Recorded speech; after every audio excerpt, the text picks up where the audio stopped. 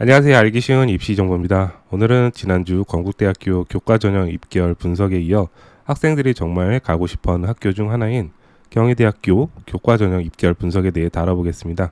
경희대학교는 공대가 수원 영통 캠퍼스에 있어서 공학계열을 희망하는 학생들에게는 머뭇거려지는 학교이지만 인문계열과 자연계열 순수학문은 서울 캠퍼스에 위치해 있기 때문에 학생들에게 굉장히 인기가 많은 학교입니다.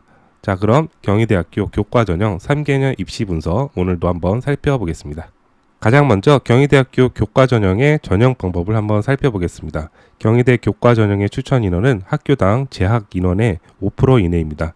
전교생이 250명 정도라면 10명까지 추천이 가능한 학교입니다. 전형 방법을 살펴보면 가장 먼저 학생부 교과 및 비교과 성적이 70%를 차지합니다. 여기서 말하는 학생부 교과는 정량평가를 의미하고요. 비교과는 출결 및 봉사만입니다. 반영교과는 인문계열일 경우 과학을 제외한 국어, 영어, 수학, 사회, 한국사이며 자연계열은 국어, 영어, 수학, 과학입니다. 일주 전에 소개한 건국대학교와 다른 점은 건국대학교는 인문과 자연 계열 구분 없이 국어, 수학, 영어, 사회, 과학, 한국사를 반영했지만 경희대는 이렇게 계열 구분에 맞춰 인문이면 과학, 자연이면 사회 과목이 반영되지 않게 됩니다. 다만 자율전공학부는 사회와 과학이 공통으로 반영되게 된다고 나와 있습니다. 출결과 봉사 시간의 점수표를 살펴보면요. 출결은 미인정, 즉 무단위 3일 이상부터 감점이 적용됩니다. 코로나 기간 중 출결이 좀 안 좋은 학생들이 많았어서 이 출결에 대해 질문을 많이 받았었는데요. 한 번 정도는 괜찮다. 하지만 3일 이상은 하지 않도록 해야 된다라고 많이 이야기를 했습니다. 봉사 시간은 15시간 이상부터 만점인데 3년 내내 15시간이면 전교생 누구라도 할 수 있기 때문에 이 부분은 그리 어렵지 않은 사항이라고 생각합니다. 다른 학교에 비해 교과 전형에서 출결과 봉사 시간을 정량평가하겠다는 것은 그만큼 경희대학교는 성실한 학생을 선발하겠다는 의지가 매우 크다고 볼 수 있습니다. 자, 그리고 전형 방법 중 나머지 30%에 해당되는 사항은 경희대학교 역시 교과 종합 평가를 반영하고 있습니다. 건국대학교와 마찬가지입니다. 이 부분이 내신만 높은 학생들에게는 꽤나 골칫거리라고 생각되는데요. 특히 1등급 중후반 때 등급에 해당되는 학생이라면 이 교과 종합 평가가 관리되지 않는 학생이라면 1등급 중후반 때 등급을 맞더라도 합격이 힘들어지게 됩니다. 여기서 말하는 교과 종합 평가란 대학 수학에 필요한 기본 교과목에 교과 성적이 적절한지 그리고 제2외국어, 한문, 교양, 기술과정 등의 교과 성적은 어느 정도인지 유난히 소홀한 과목이 있는지를 묻고 있기에 만약 앞에서 언급해드린 각 계열별로 반영되는 과목 이외에 이렇게 단위수가 낮은 과목들에서 관리가 안 된다면 죄송하지만 경희대학교 교과전형은 지원할 수가 없게 됩니다.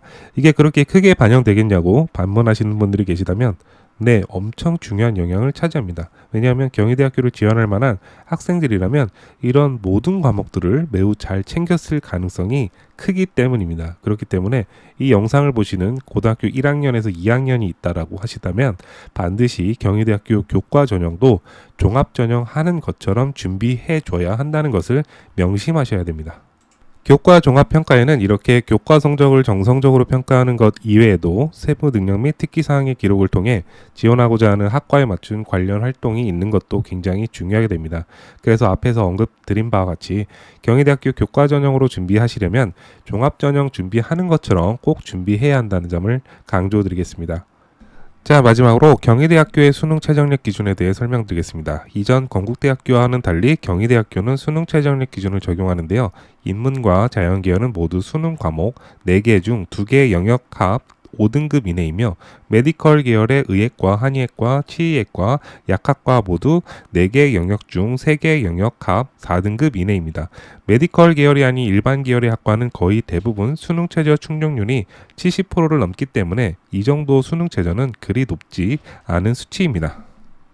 자, 그럼 이제 본격적으로 계열별로 3개년 입시 결과를 살펴보겠습니다. 가장 먼저 인문계열 학과들을 살펴본 후 자연계열 학과를 확인하겠습니다. 오늘도 역시 학과별 데이터가 나갈 때에는 제 음성 없이 감상하실 수 있도록 하겠습니다. 자, 가장 먼저 인문계열 학과 데이터입니다.